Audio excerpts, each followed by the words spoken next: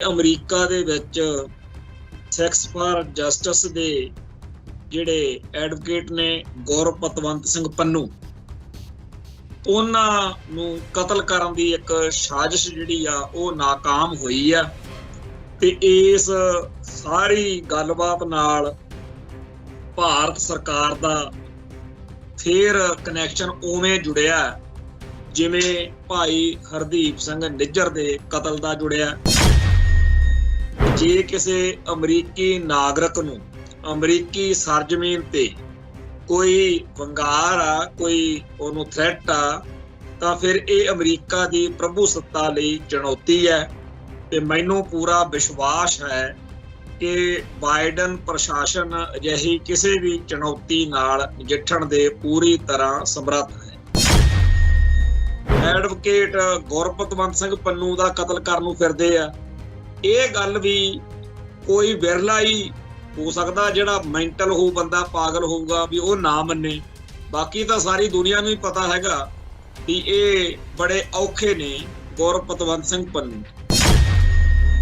America ਵਾਲਾ ਮਸਲਾ ਨਾਲ ਦੀ ਨਾਲ ਆ ਕੇ ਜਦੋਂ ਡਿੱਗਿਆ ਤਾਂ ਹੁਣ ਇਹ ਗੱਲ ਸਪਸ਼ਟ ਵਾ ਕਿ ਕੈਨੇਡਾ ਵਾਂਗ ਅਮਰੀਕਾ ਵੀ ਆਪਦੀ ਧਰਤੀ ਉੱਤੇ ਭਾਰਤੀ ਖੁਫੀਆ ਏਜੰਸੀਆਂ ਵੱਲੋਂ ਸਿੱਖਾਂ ਦੇ ਉੱਤੇ ਹਮਲਿਆਂ ਦੇ ਬਾਰੇ ਪੂਰੀ ਤਰ੍ਹਾਂ ਚੇਤੰਨ ਵਾ। ਹਰ ਉਹ ਸਿੱਖ ਜਿਹੜਾ ਸਿੱਖੀ ਦੀ ਸ਼ਾਨ ਵਧਾਉਣੀ ਚਾਹੁੰਦਾ, ਉਹ ਭਾਰਤੀ ਖੁਫੀਆ ਏਜੰਸੀਆਂ ਨੂੰ, ਭਾਰਤੀ ਹਕੂਮਤੀ ਨਿਜ਼ਾਮ ਨੂੰ ਪ੍ਰਵਾਨ ਨਹੀਂ। ਸਾਡੀ ਕੌਮ ਦੇ ਬਹੁਤ ਜਿਹੜੇ ਪੰਥ ਨੂੰ ਪ੍ਰਵਾਨ ਸੀ, ਜਿਹੜੇ ਕੌਮ ਨੂੰ ਸਮਰਪਿਤ ਹੀਰੋ ਸੀ, ਸਾਡੇ ਉਹਨਾਂ ਦੀਆਂ ਸ਼ਹਾਦਤਾਂ ਹੋਈਆਂ ਨੇ। ਪਰ ਇਹ ਸ਼ਹਾਦਤਾਂ ਸਾਨੂੰ ਸਾਡੇ ਨਿਸ਼ਾਨੇ ਤੋਂ ਥੜਕਾ ਨਹੀਂ ਸਕੀ। ਇਹ ਦੁਸ਼ਮਣ ਨੂੰ ਜਾਂ ਦਿੱਲੀ ਨੂੰ ਜਾਂ ਹਿੰਦੂਇਜ਼ਮ ਨੂੰ ਵਹਿਮ ਹੋ ਸਕਦਾ ਵੀ ਫਲਾਣੇ ਮਾਰ ਦੇਣ ਦੇ ਨਾਲ ਖਨੀ ਖਾਲਿਸਤਾਨ ਦੀ ਗੱਲ ਖਤਮ ਹੋ ਜੂ। ਇਹ ਨਾਮੁਮਕਿਨ। TV 84 ਉੱਤੇ ਪ੍ਰੋਗਰਾਮ ਖਬਰ ਦੀ ਖਬਰ ਦੇਖ ਰਹੇ ਸਾਰੇ ਦਰਸ਼ਕਾਂ ਨੂੰ ਮੈਂ ਸਰਬਜੀਤ ਸਿੰਘ ਘੁਮਾਣ ਫਤਿਹ ਅਰਜ ਕਰਦਾ ਜੀ। ਵਾਹਿਗੁਰੂ ਜੀ ਕਾ ਖਾਲਸਾ, ਵਾਹਿਗੁਰੂ ਜੀ ਕੀ ਫਤਿਹ।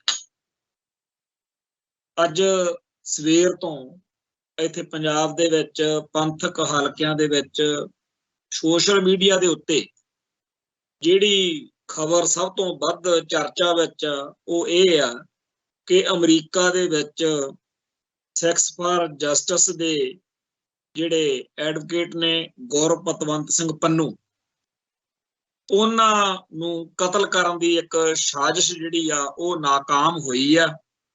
ਤੇ ਇਸ ਸਾਰੀ ਗੱਲਬਾਤ ਨਾਲ ਭਾਰਤ ਸਰਕਾਰ ਦਾ ਫੇਰ ਕਨੈਕਸ਼ਨ ਉਵੇਂ ਜੁੜਿਆ ਜਿਵੇਂ ਭਾਈ ਹਰਦੀਪ ਸਿੰਘ ਨਿੱਜਰ ਦੇ ਕਤਲ ਦਾ ਜੁੜਿਆ। ਤੇ ਇਸ ਗੱਲ ਬਾਰੇ ਅਮਰੀਕਨ ਗੌਰਮੈਂਟ ਦੇ ਅਧਿਕਾਰੀਆਂ ਨੇ ਭਾਰਤੀ ਅਧਿਕਾਰੀਆਂ ਨੂੰ ਇਹ ਸਾਰਾ ਮਾਮਲਾ ਜਿਹੜਾ ਹੈਗਾ ਉਹ ਦੱਸਿਆ।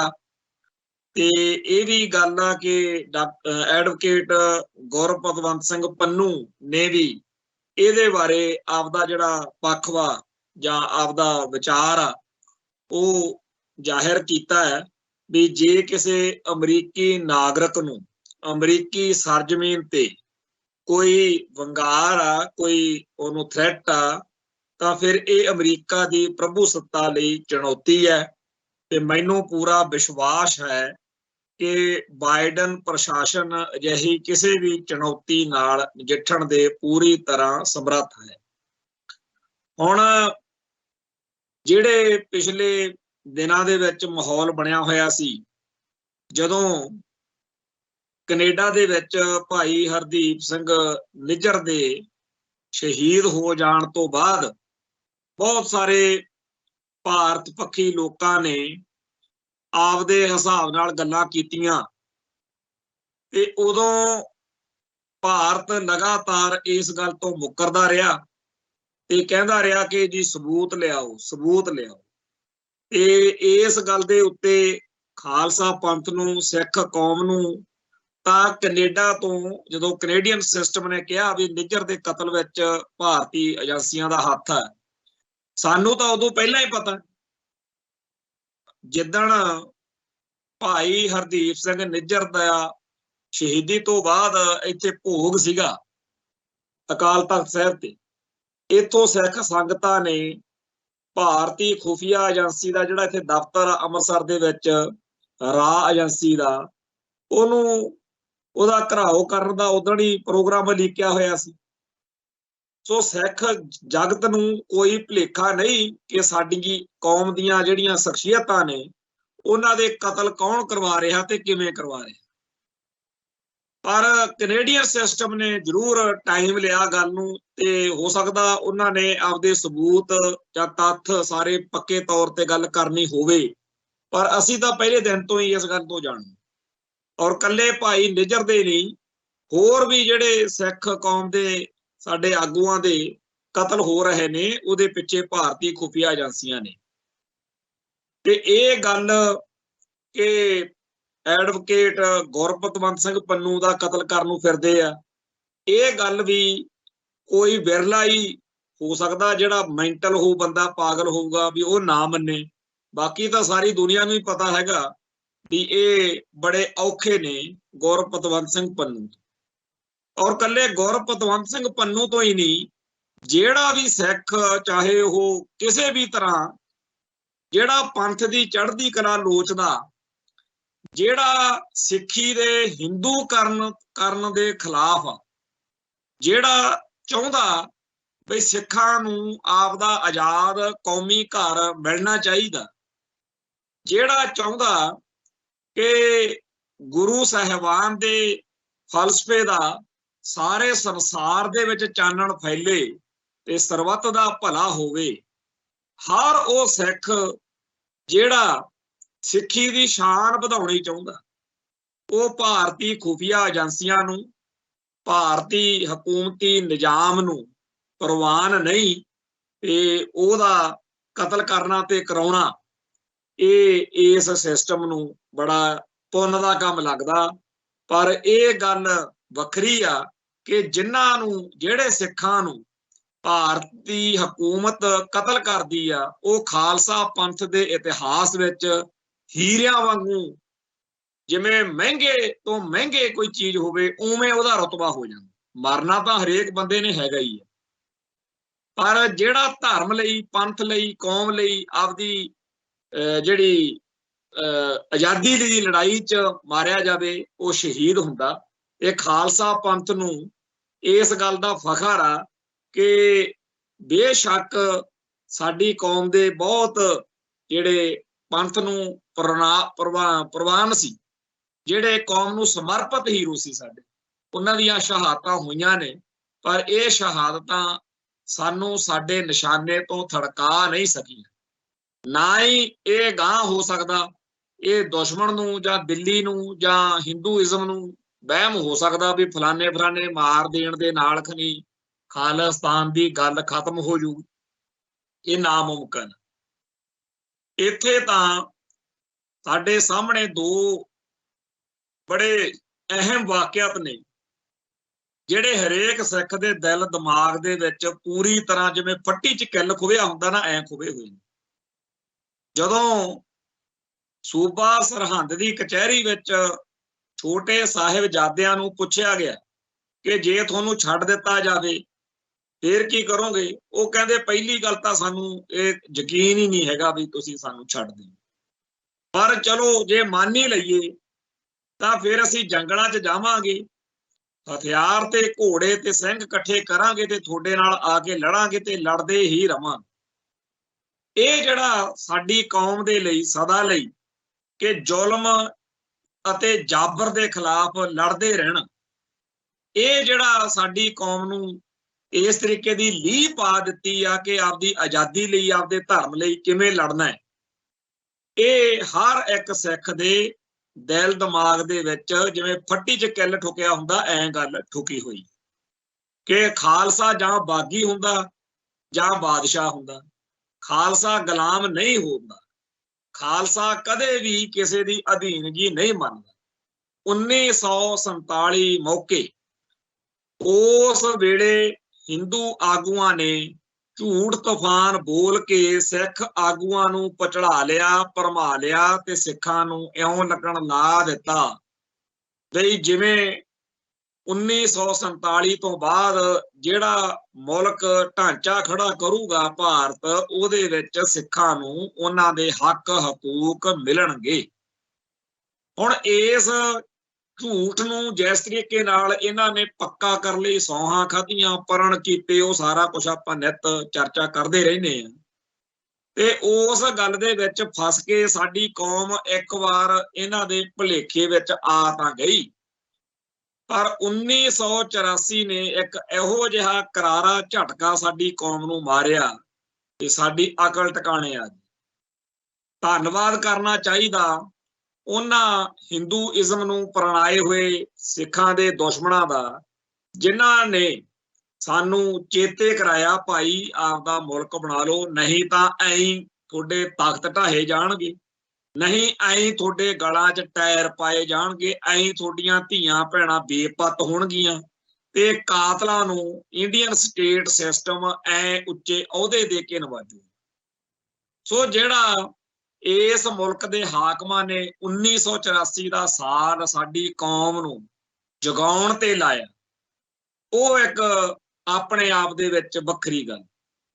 ਤੇ ਉਦੋਂ ਵੀ ਇੰਦਰਾ ਗਾਂਧੀ, ਵੈਦਿਆ ਜਾਂ ਹੋਰ ਲੱਲਾ ਭੱਬਾ, ਇਹਨਾਂ ਸਾਰਿਆਂ ਨੂੰ ਇਹ ਲੱਗਦਾ ਹੋਣਾ ਵੀ ਆਪਾਂ ਸੰਤ ਭਿੰਡਰਾਂ ਵਾਲਿਆਂ ਸਮੇਤ ਹੋਰ ਜਿਹੜੇ ਆਹ ਬੰਦੇ ਆ ਜੇ ਮਾਰ ਦਈਏ, ਖਤਮ ਕਰ ਦਈਏ, ਬਸ ਫੇਰ ਤਾਂ ਗੱਲ ਖਤਮ। ਇਸੇ ਵਹਿਮ ਦੇ ਵਿੱਚ ਉਹਨਾਂ ਨੇ ਪੰਗਾ ਲੈ ਲਿਆ ਤੇ ਮੁੜ ਕੇ ਜਿਵੇਂ ਸੁਬਰਾਮਨੀਅਮ ਸਵਾਮੀ ਕਹਿੰਦਾ ਫਿਰਦਾ ਵੀ ਜਿੱਦਣ ਅਟੈਕ ਹੋ ਗਿਆ ਤੇ ਇੱਥੇ ਉਹ ਗੇੜਾ ਮਾਰ ਗਈ ਇੰਦਰਾ ਅੰਮ੍ਰਿਤਸਰ, ਉਦੋਂ ਬਾਅਦ ਵਿੱਚ ਉਹ ਪੀਲੀ ਭੂਕ ਹੁੰਦੀ ਫਿਰਦੀ ਸੀ ਤੇ ਹਮੇਸ਼ਾ ਹੀ ਕਹਿੰਦੀ ਸੀ ਮੈਨੂੰ ਸਿੱਖਾਂ ਨੇ ਛੱਡਣਾ ਨਹੀਂ। ਤੇ ਗਾਂਹ ਵਾਲਾ ਜਿਹਨੂੰ ਵੀ ਉਹ ਪੁੱਛਦੀ ਸੀ, ਜਿਹਦੇ ਨਾਲ ਵੀ ਗੱਲ ਕਰਦੀ ਸੀ ਵੀ ਮੈਨੂੰ ਸਿੱਖਾਂ ਨੇ ਛੱਡਣਾ ਨਹੀਂ, ਭਾਲਦੀ ਤਾਂ ਉਹ ਇਹ ਆ ਬਈ ਕੋਈ ਮੈਨੂੰ ਇਹ ਕਵੇ ਵੀ ਨਹੀਂ ਨਹੀਂ ਤੈਨੂੰ ਕੁਛ ਨਹੀਂ ਕਹਿੰਦੇ, ਪਰ ਗਾਂਹ ਵਾਲਾ ਕਹਿੰਦਾ ਸੀਗਾ ਬੀਬਾ ਫਿਰ ਤੈਨੂੰ ਪਤਾ ਹੀ ਆ ਵੀ ਸਿੱਖ ਛੱਡਦੇ ਨਹੀਂ। ਤੇ ਅਖੀਰ ਉਹ ਦਿਨ ਆ ਗਿਆ ਜਦੋਂ 31 ਅਕਤੂਬਰ 1984 ਨੂੰ ਬੀਬੀ ਇੰਦਰਾ ਗਾਂਧੀ, ਫਿਰ ਜਿਹੜੀ ਮਹਾਂਪੁਰਸ਼ਾਂ ਨੇ ਸੰਤ ਗਿਆਨੀ ਜਰਨੈਲ ਸਿੰਘ ਜੀ ਖਾਲਸਾ ਭਿੰਡਰਾਂ ਵਾਲਿਆਂ ਨੇ ਬਚਨ ਕੀਤਾ ਸੀ, ਸਰਕਾਰੀ ਗੋਲੀਆਂ ਨਾਲ, ਉਸੇ ਸਰਕਾਰ ਦੀਆਂ ਦਿੱਤੀਆਂ ਗੋਲੀਆਂ ਦੇ ਨਾਲ ਫਿਰ ਉਹ ਇੱਥੋਂ ਚਲਾਣੇ ਕਰ ਗਈ। ਹੁਣ ਇਹ ਜਿਹੜੀ ਘਟਨਾ ਵਾਪਰੀ, ਉਸ ਤੋਂ ਇੱਕ ਹੋਰ ਅੱਗੇ ਗੱਲ ਤੁਰਦੀ, ਉਹ ਇਹ ਹੈ ਜਿਹੜਾ ਦੂਜੀ ਸਾਖੀ ਸਾਡੇ ਸਾਰਿਆਂ ਦੇ ਦਿਲ ਦਿਮਾਗ 'ਚ ਫੱਟੀ ਚਕੈਲਾਂ ਨੂੰ ਠੁਕੀ ਹੋਈ ਹੈ। ਜਦੋਂ ਹਿੰਦੂ ਪਹਾੜੀ ਰਾਜਿਆਂ ਨੇ ਮੁਗਲਿਆ ਸਲਤਨਤ ਨੂੰ ਪੰਪ ਮਾਰ ਕੇ ਕੇਸਗੜ੍ਹ ਸਾਹਿਬ ਨੂੰ, ਅਨੰਦਪੁਰ ਸਾਹਿਬ ਨੂੰ ਘੇਰਾ ਪਵਾ ਕੇ ਉਥੋਂ ਝੂਠੀਆਂ ਕਸਮਾਂ ਖਵਾ ਕੇ ਆਪਾਂ ਨੂੰ ਆ ਸਾਡੇ ਜਿਹੜੇ ਰਾਗੀ ਢਾਡੀ ਕਥਾਕਾਰ ਪ੍ਰਚਾਰਕ ਪੂਰਾ ਜ਼ੋਰ ਲਾ ਲਾ ਕੇ ਇਹ ਚੇਤੇ ਕਰਾਉਂਦੇ ਆ ਕਿ ਮੁਸਲਮਾਨ ਬੜੇ ਮਾੜੇ ਆ, ਇਹਨਾਂ ਨੇ ਉਦੋਂ ਕੁਰਾਨ ਸ਼ਰੀਫ ਦੀਆਂ ਕਸਮਾਂ ਖਾਧੀਆਂ ਸੀ ਕਿ ਜੇ ਦਸ਼ਮੇਸ਼ ਪਾਤਸ਼ਾਹ ਇੱਥੋਂ ਨਿਕਲ ਜਾਣ ਕਿਲੇ ਚੋਂ ਤਾਂ ਅਸੀਂ ਤੁਹਾਨੂੰ ਕੁਛ ਨਹੀਂ ਕਹਾਂਗੇ। ਇਹ ਗੱਲ ਸਾਰੇ ਕਹਿੰਦੇ ਆ ਤੇ ਕਹਿਣੀ ਵੀ ਬਣਦੀ ਹੈ, ਪਰ ਇਹ ਨਾਲ ਦੀ ਨਾਲ ਇੱਕ ਗੱਲ ਲੁਕੋ ਜਾਂਦੇ ਆ। ਇਹ ਨਹੀਂ ਦੱਸਦੇ ਕਿ ਇਸ ਜੰਗ ਮੌਕੇ ਜਦੋਂ ਕੁਰਾਨ ਦੀਆਂ ਕਸਮਾਂ ਖਾਧੀਆਂ, ਉਦੋਂ ਕਿਸੇ ਨੇ ਆਟੇ ਦੀਆਂ ਗਊਆਂ ਬਣਾ ਕੇ ਜਾਂ ਹਿੰਦੂ ਧਰਮ ਦੇ ਰੀਤੀ ਰਿਵਾਜਾਂ ਅਨੁਸਾਰ ਕਿਸੇ ਨੇ ਉਦੋਂ ਉਹ ਹੋਰ ਵੀ ਕਸਮਾਂ ਖਾਧੀਆਂ ਸੀ। ਸੋ ਸਾਰੀ ਦੀ ਸਾਰੀ ਗੱਲ ਜਿਹੜੀ ਆ ਉਹ ਬੜੀ ਸਫਾਈ ਦੇ ਨਾਲ ਇਉਂ ਪੇਸ਼ ਕੀਤੀ ਜਾਂਦੀ ਆ ਕਿ ਜੀ ਹਿੰਦੂਆਂ ਦਾ ਇਸ ਗੱਲ 'ਚ ਕੋਈ ਦੋਸ਼ ਨਹੀਂ, ਜਦੋਂ ਕਿ ਹਿੰਦੂ ਪਹਾੜੀ ਰਾਜੇ ਜਿਨ੍ਹਾਂ ਦੇ ਬਾਪ ਦਾਦੇ 6ਵੇਂ ਪਾਤਸ਼ਾਹ ਨੇ, ਜਿਹੜੇ 6ਵੇਂ ਪਾਤਸ਼ਾਹ ਦਸ਼ਮੇਸ਼ ਪਾਤਸ਼ਾਹ ਦੇ ਦਾਦਾ ਜੀ ਨੇ, ਆਪਾਂ ਨੂੰ ਸਭ ਨੂੰ ਪਤਾ ਕਿ ਗੁਰੂ ਗੋਬਿੰਦ ਸਿੰਘ ਜੀ ਦਸ਼ਮੇਸ਼ ਪਾਤਸ਼ਾਹ ਉਹ 9ਵੇਂ ਪਾਤਸ਼ਾਹ ਦੇ ਸਪੁੱਤਰ ਤੇ 9ਵੇਂ ਪਾਤਸ਼ਾਹ 6ਵੇਂ ਪਾਤਸ਼ਾਹ ਸ੍ਰੀ ਗੁਰੂ ਹਰਗੋਬਿੰਦ ਪਾਤਸ਼ਾਹ ਜੀ ਦੇ ਸਪੁੱਤਰ ਸੀ। ਸੋ ਇਹ ਇੱਕ ਪਰਿਵਾਰ ਸੀ। ਇਹਨਾਂ ਹਿੰਦੂ ਪਹਾੜੀ ਰਾਜਿਆਂ ਨੇ ਇਹ ਨਹੀਂ ਸੋਚਿਆ ਕਿ ਸਾਡੇ ਉੱਤੇ ਕਿੱਡਾ ਵੱਡਾ ਅਹਿਸਾਨ ਆ ਇਸ ਘਰ ਦਾ, गुरु साहिबान ने साडे लई 52 कलियां वाला चोला तैयार करा के किवें साडी रिहाई कराई। इस गल दा इन्हां ने पूरी अकिरत घणता दिखाई ते दशमेश पातशाह दे नाल आडा लाया, टक्कर लई। अखीर इन्हां ने सौहां कसमां परण बचन जो पखंड कर सकदे सी कीते ते इत्थों जदों गुरु साहब बाहर निकले उदों पहला भी एक होर कांड वापरिया कि दशमेश पातशाह ने यह जचाउण लई कि तुसीं इन्हां दी परख देखो तां कुछ लकड़ तिंबड़ एवें जिहड़ा वाधू घाटू समान सी वो गड्डियां ते लद के रात नूं बाहर कढता, ये टुट के पै गए। गुरु साहब ने कहा भी देखिया ये इन्ने क जोगे ने, इन्हां दे अंदर छाल कपट है। पर अखीर जदों दशमेश पातशाह उस किले नूं जदों आनंदपुर के किले चों निकले, फिर अगां परिवार विछोड़े जो जंग हुई किवें परिवार विछड़िया वो सारा इतिहास असीं अगले दिनां च दसंबर दे विच जदों सारा अपना चलदा कि किवें किला छड्डिया, किवें परिवार विछोड़ा पिया ते किवें चमकौर दा ते सरहंद दा साका, वो सारा आपां उन्हां दिनां दे विच सुणदे करदे हां। पर गल जिहड़ी आपां अज कर रहे हां, साखी साडे दिल दिमाग च एक ये छाई हुई है कि जदों खदराणे दी ढाह वाली जंग तो बाद, मुकतसर वाली जंग तो बाद शहनशाह दशमेश पातशाह तलवंडी साबो पहुंचे आ, जिथे हुण अपना तख्त वा, तख्त श्री दमदमा साहिब।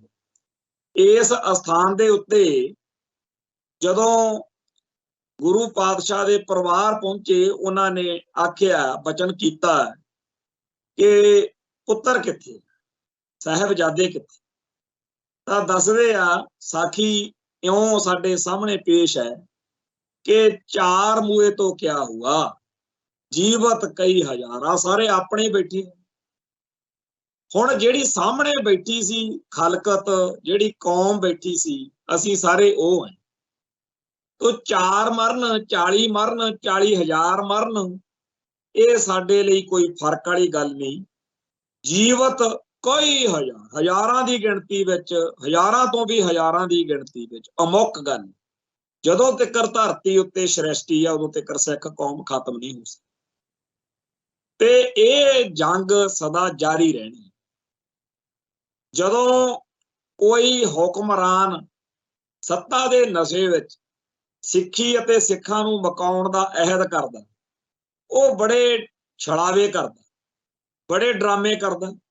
मुगल पातशाह जिहड़े सी, मुगल बादशाह सी, माफ करना, पातशाह तां आपां गुरु साहिबान लई शब्द वरतदे, माफ करना, जिहड़े मुगल बादशाह सी उन्होंने भी कई बाल बलेमे पाए, कई उन्होंने ड्रामे कीते जी तो भरम बने, पर आखिर जिहड़ा सच्चा सुच्चा रंग सी उन्हां दा सामने आउणा सी, वो आ गया। सो जिहड़ा उन्होंने कीता वो आपदी थां ते आ, पर सिखां ने गुरु पातशाह दे ओट आसरे लैके जो कीता वो इतिहास आ साडा।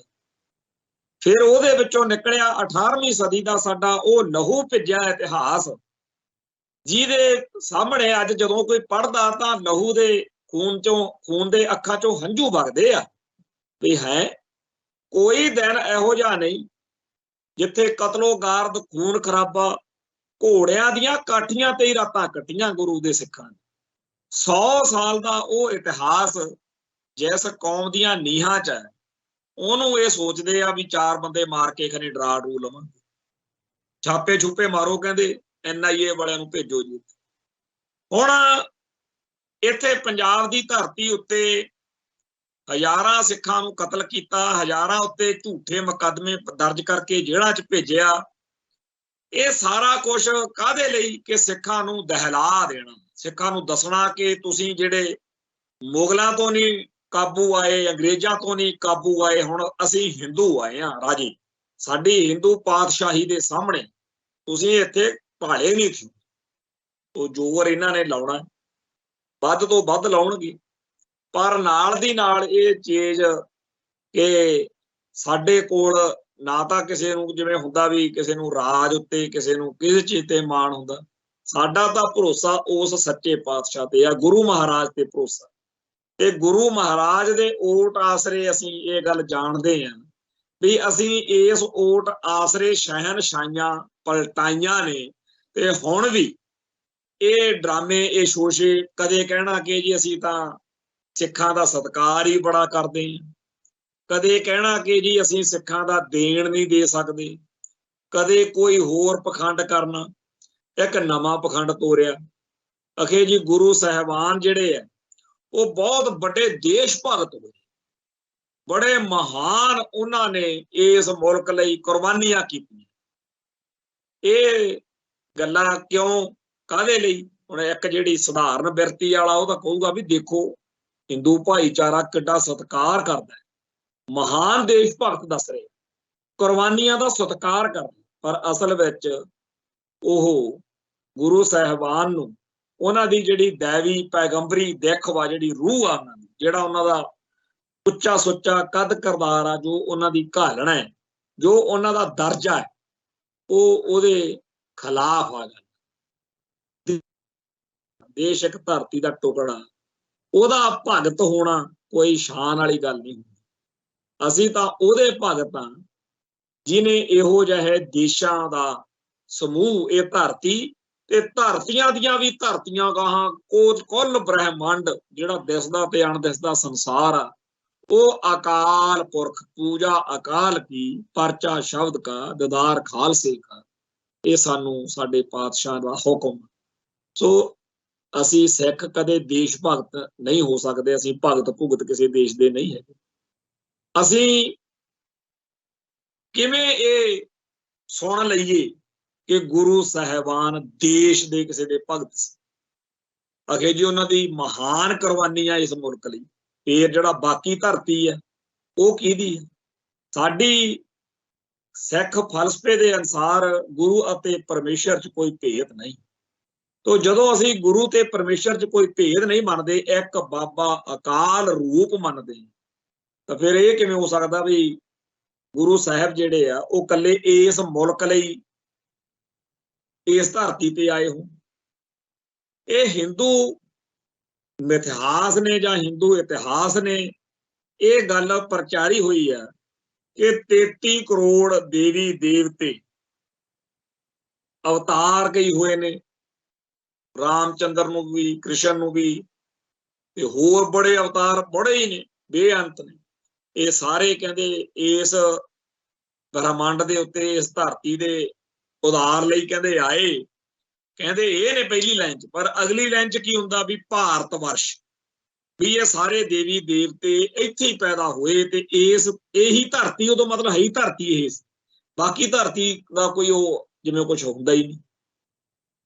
ਸੋ ਇਸ ਮੁਲਕ ਦੇ ਵਿੱਚ ਹਿੰਦੂ ਫਲਸਫੇ ਨੂੰ, ਹਿੰਦੂ ਸੋਚ ਪ੍ਰਬੰਧ ਨੂੰ ਲਾਗੂ ਕਰਦੇ ਕਰਦੇ ਜਿਵੇਂ ਉਹਨਾਂ ਨੇ ਪਹਿਲਾਂ ਬੜੇ ਝੂਠ ਪ੍ਰਚਲਿਤ ਕੀਤੇ ਹੋਏ ਨੇ ਕਿ ਜੀ ਇੱਥੇ 33 ਕਰੋੜ ਦੇਵੀ ਦੇਵਤੇ, ਉਹ ਇਕੱਲੇ ਮਤਲਬ ਭਾਰਤ 'ਚ ਹੀ ਪੈਦਾ ਹੁੰਦੇ ਸੀ, ਭਾਰਤ ਦੀ ਧਰਤੀ ਤੋਂ ਬਾਹਰ ਨਹੀਂ ਕੋਈ ਰੱਬ ਭਗਵਾਨ ਪੈਦਾ ਹੋ ਸਕਦਾ, ਬਸ ਭਾਰਤ ਹੀ ਇੱਥੇ ਪੈਦਾ ਹੁੰਦੇ ਸੀ। ਤੇ ਕਹਿੰਦੇ ਇਸੇ ਲੜੀ ਵਿੱਚ ਗੁਰੂ ਸਾਹਿਬਾਨ ਹੋਏ। ਜਿਵੇਂ ਬਾਕੀ ਸਾਡੇ ਜਿਹੜੇ ਹੈਗੇ ਆ ਦੇਵੀ ਦੇਵਤੇ, ਉਹਨਾਂ ਨੇ ਇਸ ਧਰਤੀ ਲਈ ਕੀਤਾ, ਉਵੇਂ ਗੁਰੂ ਸਾਹਿਬ ਨੇ ਕੀਤਾ। ਸੋ ਅਸਲ ਵਿੱਚ ਉਹ ਹਿੰਦੂ ਦੇਵੀ ਦੇਵਤਿਆਂ ਦੀ ਕਤਾਰ ਵਿੱਚ ਗੁਰੂ ਸਾਹਿਬਾਨ ਨੂੰ ਲਿਆ ਕੇ ਖੜਾ ਕਰਨਾ ਚਾਹੁੰਦੇ। ਕਈ ਤਾਂ ਇਦੋਂ ਵੀ ਹੋਰ ਜ਼ਿਆਦਾ ਗਰਕੇ ਹੋਏ ਨੇ, ਕਹਿੰਦੇ ਜੀ ਜਿਵੇਂ ਸ਼ਿਵਾਜੀ ਸੀ, ਜਿਵੇਂ ਮਹਾਰਾਣਾ ਪ੍ਰਤਾਪ ਸੀ, ਉਵੇਂ ਗੁਰੂ ਸਾਹਿਬ ਸੀ। ਮਤਲਬ ਦੇਖੋ ਕਿੱਥੇ ਲਿਆ ਕੇ ਖੜਾ ਕਰਦੇ। ਇਹੋ ਜਿਹੀਆਂ ਬਹੁਤ ਸਾਰੀਆਂ ਫੋਟੋਆਂ, ਕੈਲੰਡਰ RSS ਨੇ ਬੀਤੇ ਦੌਰ ਵਿੱਚ, ਅੱਜ ਵੀ ਗੂਗਲ ਉੱਤੇ ਸਰਚ ਮਾਰੋ ਤਾਂ ਬੇਅੰਤ ਇਹੋ ਜਿਹੀਆਂ ਕਰਤੂਤਾਂ ਹਿੰਦੂ ਤਵੀਆਂ ਦੀਆਂ ਸਾਹਮਣੇ ਆਉਂਦੀਆਂ ਨੇ, ਜਿਨ੍ਹਾਂ ਦਾ ਨਿਸ਼ਾਨਾ ਇਹ ਆ ਕਿ ਸਿੱਖਾਂ ਨੂੰ ਅਸਿਮੀਲੇਟ ਕਰਨਾ, ਸਿੱਖਾਂ ਨੂੰ ਜਜ਼ਬ ਕਰ ਜਾਣਾ, ਸਿੱਖੀ ਨੂੰ ਹੜੱਪ ਜਾਣਾ। ਵੀ ਆਪਾਂ ਜਿਵੇਂ ਪਹਿਲੋਂ ਜੈਨੀਆਂ ਤੇ ਬੋਧੀਆਂ ਨੂੰ ਹੜੱਪ ਲਿਆ, ਤੋਂ ਇਸ ਤਰੀਕੇ ਨਾਲ ਇੱਕ ਉਹਨਾਂ ਦੀ ਵਿਧੀ ਆ ਕਿ ਸਿੱਖ ਇਹੋ ਜਿਹਾ ਘੜ ਦੋ ਕਿ ਉਹਦੇ 'ਚ ਸਿੱਖੀ ਮੁਕਾ ਦੋ, ਸਿੱਖੀ ਤੋਂ ਵਿਹੂਣਾ ਸਿੱਖ ਪੈਦਾ ਕਰਨਾ। ਇਹੋ ਜਿਹਾ ਵੀ ਸਿੱਖ ਪੈਦਾ ਕੀਤਾ ਜਾ ਰਿਹਾ, ਜਿਹੜੇ ਸੋਸ਼ਲ ਮੀਡੀਆ ਦੇ ਦੌਰ ਵਿੱਚ ਕਈ ਨਮੂਨੇ ਟੱਕਰਦੇ ਆ, ਜਿਨ੍ਹਾਂ ਨੂੰ ਗੁਰੂ ਪਾਤਸ਼ਾਹ ਨਾਲ, ਸਿੱਖ ਫਲਸਫੇ ਨਾਲ, ਸਿੱਖ ਮਰਿਆਦਾ ਨਾਲ, ਸਿੱਖ ਸਰੋਕਾਰਾਂ ਨਾਲ ਉਹਨਾਂ ਨੂੰ ਕੋਈ ਮਤਲਬ ਨਹੀਂ, ਤੇ ਉਹ ਆਪਦੇ ਆਪ ਨੂੰ ਕਹਿੰਦੇ ਸਿੱਖ ਨੇ।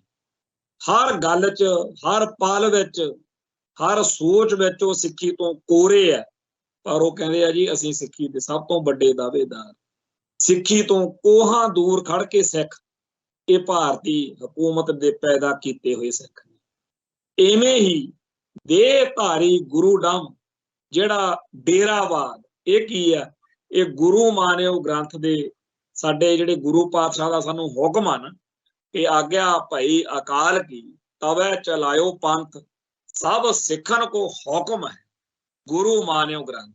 हुण गुरु पातशाह दा हुक्म है कि गुरु ग्रंथ साहिब जी नूं गुरु मनना। इस हुक्म तो तोड़ के सिखां नूं किसी व्यक्ति नूं किसी बंदे नूं ओहदा गुरु बना के पेश करन दे जिहड़े यतन ने वो डेरेदारां वल्लों हो रहे ने, पर वो कामयाबी उन्हां नूं नहीं मिल सकती।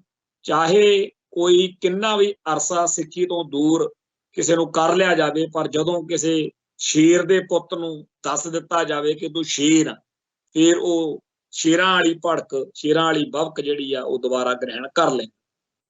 इवें ही एक इहो जिहे सिख पैदा किए जा रहे ने जिहड़े तिरंगे झंडे चक के भारती संविधान दे हक लई उहदे वल खड़ जाण, उन्हां नूं इउं लगण ला दिता जांदा बई तुसीं तां जी इस मुल्क दे राखे हो, ਉਹ इस मुल्क लई लड़ना मरना। ते जदों ये पता लगदा भी 1984 माफ करना 1947 मौके सातों ननकाना साहिब खुस गया सी, ते हुण 1971 दे दौर विच ये की भालदे आ, ये चाहुंदे आ कि सिख अमृतसर नूं भुल जाण, अमृतसर पाकिस्तान के हवाले कर दो ते आप अंबाले तक पिछे आ जाओ। इहो जिहा हुक्म जदों हिंदू तवीए दिंदे आ ते उदों सिख नूं समझ लगदी आ, फिर सिख फौजी इस हुक्म तो बागी होके किवें लड़े किवें मरे की उन्होंने कीता वो साडे सामने। इहो जिहा हुक्म ही 1984 मौके दिता फौज नूं, पर धर्मी फौजियां ने रख विखाई ते दस दिता इंडिया नूं कि साडे लई साडा गुरु साडा धर्म साडा पंजाब ये सब कुछ। सो इसे तरीके नाल जिहड़े इस मुल्क लई लड़दे मरदे रहे, जदों उन्हां दे गलां च नवंबर 84 नूं टायर पए उन्हां नूं पता लग गया, जदों खुशवंत सिंह वर्गे जिहड़े सारी उम्र भारत माता की जय कहंदे रहे उन्हां नूं स्वीडन दी अंबैसी च लुकना पै गया, उन्हां नूं अकल आ गई। आ जिहड़े अज कल भारत दे दीवाने बने हुए ने, जिहड़े हिंदू राष्ट्रवाद दा तिरंगा चक के भगवां चक के इधर तुरे हुए ने, इन्हां सारे सिखां नूं भी सच्चे पातशाह अकल देण समत बख्शण, नहीं तां जिवें नवंबर 84 ते जून 84 ने अकल सिखां नूं दित्ती उवें कोई वड्डे कांड तो बाद अकल आऊगी। वो ज्यादा औखा सिख दा बंदा ऐ सिख लेना चाहिदा कि ये मुल्क ये हिंदू तवा किसी सिख नूं बर्दाश्त नहीं कर सकता। सिक्खी दी चढ़दी कला लोचण वाला बंदा चाहे कनेडा चा चाहे अमेरिका चा चाहे वह भारत चा ते चाहे वह बाहर, इत्थे जिहड़ा 1 2 लाख बंदा कहंदे आ मारिया वो भी यही दोष ला के मारिया। ते ये एक नीति आ कि जिहड़े अड़दे आ जिहड़े डटदे आ जिहड़े लड़दे आ जिहड़े खड़दे आ सिख उन्हां नूं कतल करी चलो बाकियां नूं डराई चलो।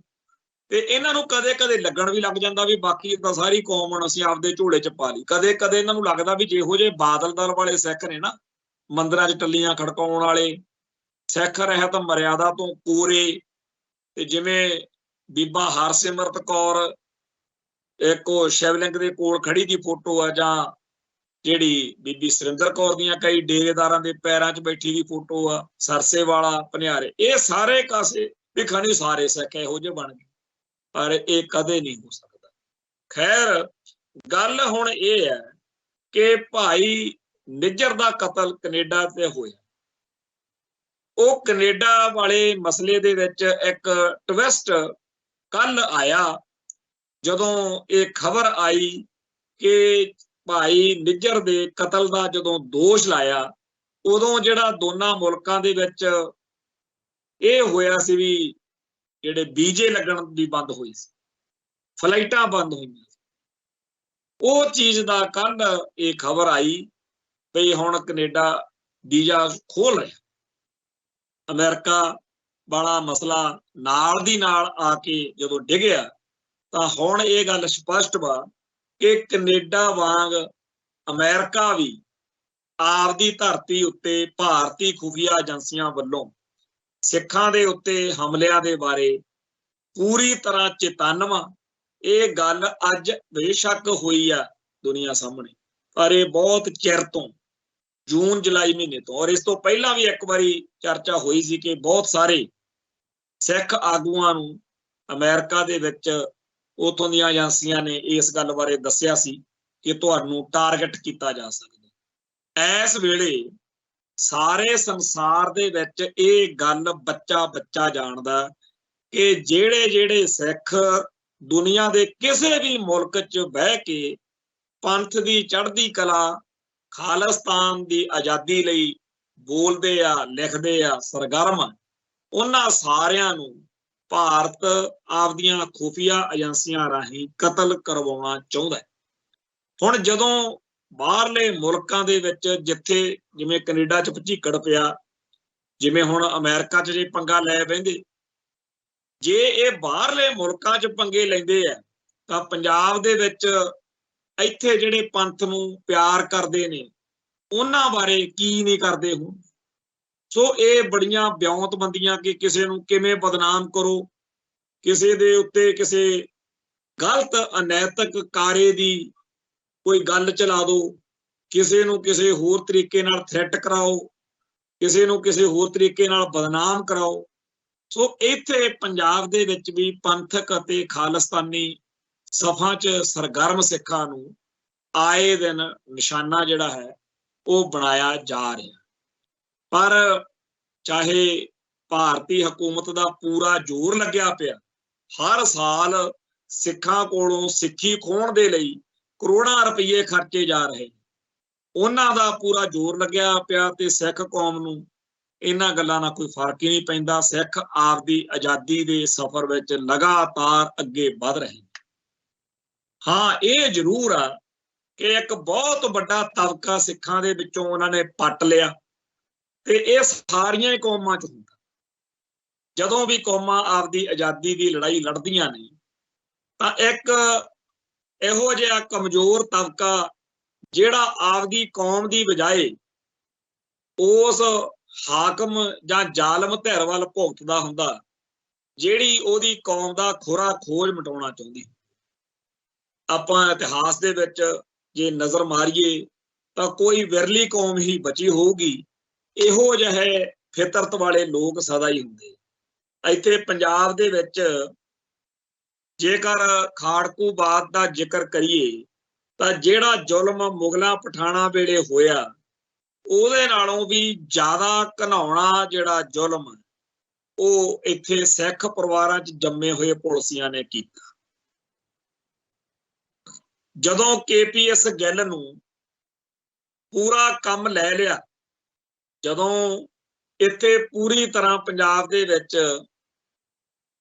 ਲੋਕਾਂ ਦੀ, ਸਿੱਖਾਂ ਦੀ ਨਸਲਕੁਸ਼ੀ ਕਰਵਾ ਲਈ, ਉਦੋਂ ਬਾਅਦ ਵਿੱਚ ਇਸੇ ਮੁਲਕ ਦੇ ਸਿਸਟਮ ਨੇ ਬਹੁਤ ਹੀ ਬੇਕਿਰਕੀ ਨਾਲ ਕਹਿਤਾ ਵੀ KPS ਗਿੱਲ ਜਿਹੜਾ ਹੈ ਉਹਦੇ ਹੱਥਾਂ ਵਿੱਚ ਪੰਜਾਬ ਪੁਲਿਸ ਜਿਹੜੀ ਆ ਉਹ ਇੱਕ ਬੇਲਗਾਮ ਫੋਰਸ ਬਣ ਚੁੱਕੀ। ਉਸੇ KPS ਗਿੱਲ ਨੂੰ ਜਿਹਨੂੰ ਮੋਹਰਾ ਬਣਾ ਕੇ ਸਿੱਖਾਂ ਦਾ ਘਾਣ ਕਰਾਇਆ, ਬਾਅਦ ਵਿੱਚ ਹਾਰ ਉਹਦੇ ਵੀ ਪਾ ਦਿੱਤੀ। ਇਵੇਂ ਹੀ ਇਸ ਦੌਰ ਵਿੱਚ ਜਿਨ੍ਹਾਂ ਪੁਲਸੀਆਂ ਤੋਂ ਸਿੱਖ ਨੌਜਵਾਨੀ ਦਾ ਘਾਣ ਕਰਵਾਇਆ ਉਹਨਾਂ ਸਾਰਿਆਂ ਨੂੰ ਸਜ਼ਾਵਾਂ ਵੀ ਹੋਈਆਂ, ਇਸੇ ਸਿਸਟਮ ਨੇ ਦਿੱਤੀਆਂ।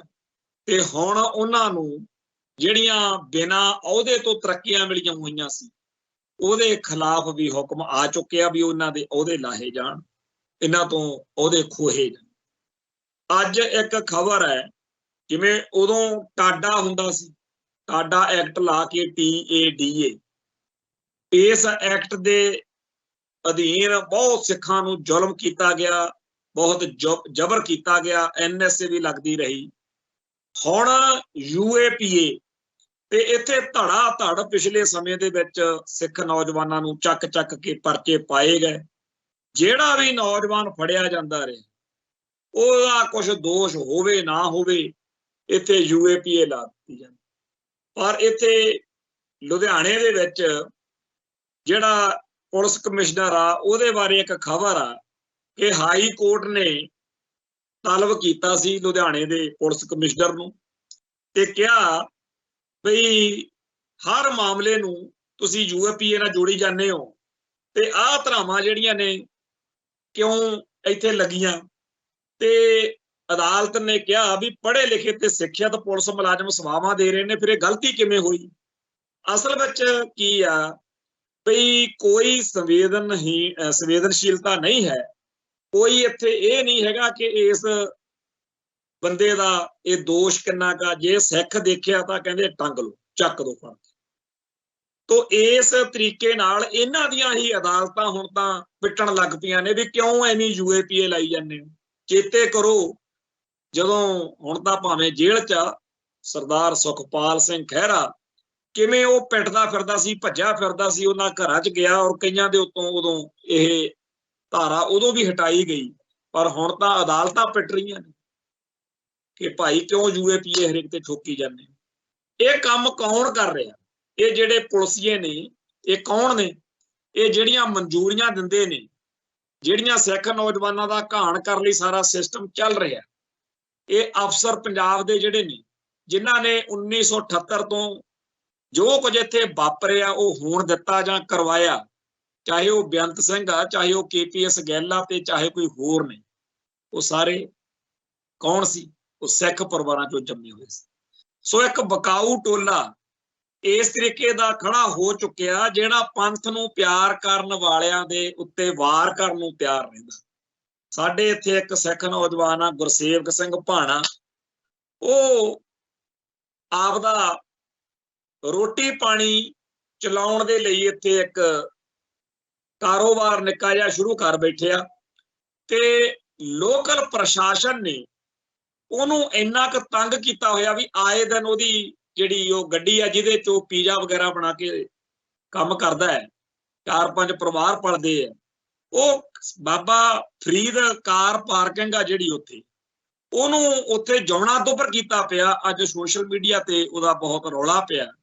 ਅੱਜ ਉਹ ਗੱਡੀ ਫੇਰ ਚੱਕ ਕੇ ਲੈ ਗਈ। ਮਤਲਬ UP ਬਿਹਾਰ ਤੋਂ ਦੂਜੇ ਸੂਬਿਆਂ ਤੋਂ ਜਿਹੜਾ ਮਰਜ਼ੀ ਆਵੇ, ਉਹ ਸੜਕ ਦੇ ਵਿਚਾਲੇ ਟੈਂਟ ਗੱਡ ਕੇ ਖੜ ਜਾਵੇ, ਕਿਸੇ ਦੀ ਜ਼ਰੂਰਤ ਨਹੀਂ ਹੈਗੀ ਕਿ ਉਹਨੂੰ ਚੂੰ ਕਰ ਜਾਵੇ।